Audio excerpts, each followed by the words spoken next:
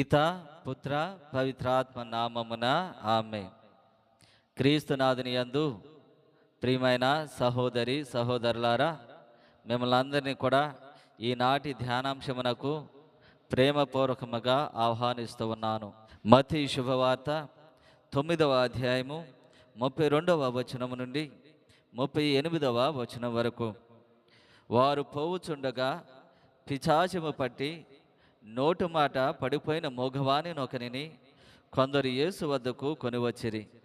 పిశాచము వెడలగొట్టబడినంతనే ఆ వ్యక్తి మాట్లాడసాగాను.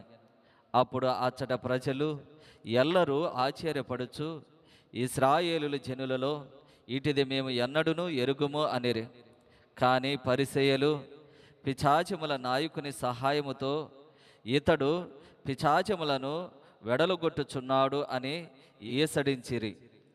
యేసు అన్ని పట్టణములను గ్రామములను తిరిగి ప్రార్థనా మందిరములలో బోధించుచు పరలోక రాజ్యమును గూర్చిన సువార్తను ప్రజలకు ప్రకటించుచు జనుల వ్యాధి బాధలనెల్లా పోగొట్టుచుండెను. నిస్సహాయులై బాధలతో మ్రగ్గుచు కాపరలేని గొర్రెల వలె చెదరియున్న జనసమూహమును చూసి ఆ కరుణామయుని కడుపు తరుక్కునిపోయెను. అప్పుడు యేసు తన శిష్యులతో, పంట మికుటము కానీ కోతగాండ్రులు తక్కువ, కావున పంటను స్వీకరించుటకు కావలసిన కోతగాండ్రులను పంపవలసినదని పంట యజమానునికి మనవి చేయుడు అని పలికెను. ఇది క్రీస్తుని సుశేషము. క్రీస్తువా మీకు స్తుతి కలుగునగాక. క్రీస్తునాథుని యందు ప్రియమైన సహోదరి సహోదరులారా, ఈనాడు మనం చదువుకున్నటువంటి ఈ సుశేష పట్టణము క్రీస్తు ప్రభుకి దేవుడు అప్పగించినటువంటి ఆ ప్రేషిత కార్యములో ఒక భాగము. యోహాను గారి శిష్యులు యేసు వద్దకు వచ్చి, రానున్నవాడువు నీవా, మేము వేరొకని కొరకు ఎదురు చూడవలెనా అని మా గురువు అడగమన్నారు అని క్రీస్తు ప్రభుని అడిగినప్పుడు ఆయన ఈ రీతిగా సమాధానం ఇస్తూ ఉన్నారు. మీరు వెళ్ళి యోహానుకు తెలుపుడు, ఇదిగో కుంటివారు నడుస్తూ ఉన్నారు, మూగవారు మాట్లాడుచున్నారు, గుడ్డివారు చూస్తూ ఉన్నారు, మరణించినటువంటి వారు జీవముతో లేస్తూ ఉన్నారని. కాబట్టి ఈ యొక్క అద్భుత కార్యములు అనేటువంటివి దేవుని యొక్క ప్రేషిత కార్యములో ఒక భాగము, దేవుని యొక్క చిత్తాన్ని నెరవేర్చడంలో ఒక భాగము. ఆ విధముగానే ఈరోజు దయ్యము పట్టినటువంటి ఒక మోగవాణిని దేవుడు స్వస్థత పరుస్తూ ఉన్నాడు. దీనిని బట్టి మనం తెలుసుకోవాల్సినటువంటిది ఏంటిది అంటే, క్రీస్తును అనుసరిస్తే, క్రీస్తు ధరికి మనం చేరితే, క్రీస్తు ప్రభు మీద మనం నమ్మకం ఉంచుకుంటే, ఈ లోకము చేత కట్టబడినటువంటి ప్రతి బంధకము చేత మనము విప్పబడతాము అనేటువంటిది మనకి తెలియపరుస్తూ ఉన్నారు. ఆనాడు క్రీస్తు ప్రభు చెప్పినటువంటి విధముగా ఆ గాడిద పిల్లను విప్పి ఆయన దగ్గరకు తీసుకుని వస్తూ ఉన్నారు. అదే రీతిగా మనం ఎప్పుడైతే ఆయన దగ్గరికి చేరుతూ ఉంటామో, అదే రీతిగా ఆయన మీద ఆధారపడి ఉంటామో, అప్పుడు ఈ లోకము చేత, పాపము చేత, లోక ఆశల చేత, లోక వ్యామోహాల చేత మన కట్టబడినటువంటి మనము విప్పబడుతూ ఉంటాము.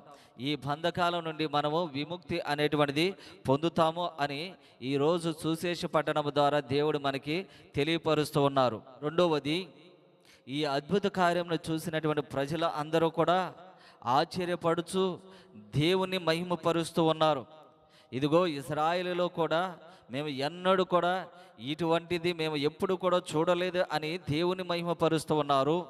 రెండవది, క్రీస్తు ప్రభులో ఉన్నటువంటి దైవిక శక్తిని వారు గ్రహిస్తూ ఉన్నారు. కానీ పరిసయ్యులు మాత్రము, ధర్మశాస్త్రాన్ని ఎరిగినటువంటి వీరు మాత్రము, ఇదిగో వారు హృదయములను కాఠిన్యము చేసుకుని దేవుని యొక్క శక్తిని వారు తునీకరిస్తూ ఉన్నారు. ఇదిగో సైతాను యొక్క నాయకుడు మాత్రమే ఈ విధమైనటువంటి కార్యములు చేయగలడు. కాబట్టి ఈయన పిశాచముల యొక్క అధిపతి సహాయముతో ఈ విధమైనటువంటి కార్యములు చేస్తూ ఉన్నారని వాళ్ళందరూ కూడా భావిస్తూ ఉన్నారు. అయితే మనలో కూడా ఈ విధమైనటువంటి మనస్తత్వాలు లేకపోలేదు. కొన్ని సందర్భాలలో మంచిని మనము మంచిగా అంగీకరించలేనటువంటి మనస్తత్వాలు మనలో ఉంటాయి. ఇతరులను మనిషిగా అంగీకరించలేనటువంటి మనస్తత్వాలు మనలో ఉంటాయి. ఇతరులకు సహాయం చేయడానికి ఇష్టపడినటువంటి మనస్తత్వాలు ఉంటాయి. ఈ పరిసయ్యుల యొక్క హృదయము ఏ విధముగా అయితే కాఠిన్యమైనదో అదే విధంగా మనము కూడా కొన్ని సందర్భాల మన హృదయము కూడా కఠినమవుతూ ఉంటుంది. కాబట్టి మనము దేవుని యొక్క శక్తిని మనం గ్రహించాలి అని ఈరోజు మనకి తెలియపరుస్తూ ఉన్నారు. ఇక ఈనాడు చదువుకున్నటువంటి సువిశేష భాగములో రెండవది, ఈ ప్రజలను చూసి యేసు ప్రభు యొక్క హృదయము తరుక్కుపోయినది. వీరిని చూస్తూ ఉంటే కాపరు లేని గొర్రెల వలె ఉన్నారు అని ఆ భావన ఆయనకు కలుగుతోంది.